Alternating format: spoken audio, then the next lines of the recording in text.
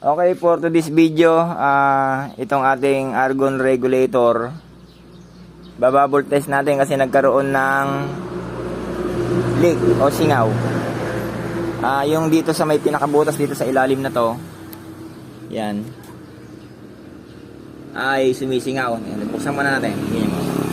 Ayan, actually ito yung gauge niya. Ayan, buksan natin to.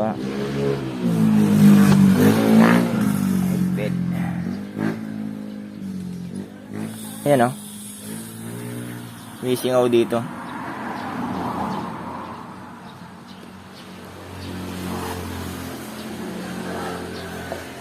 Yung sa may bandang ilalim na to, meron.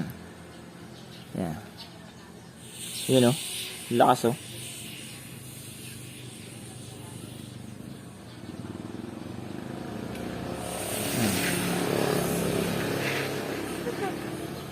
Malakas. Kunti ko nang mapabayaan, maraming nasayang argon. So gagawin natin, bubuksan natin yan. Sara muna natin yung tangke. At ang tumapon ay 2 bar. Napakarami, sayang.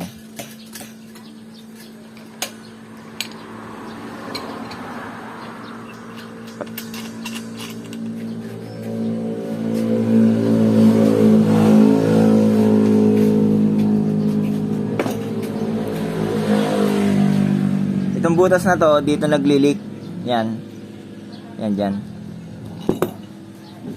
Buksan natin yan. Patayin muna.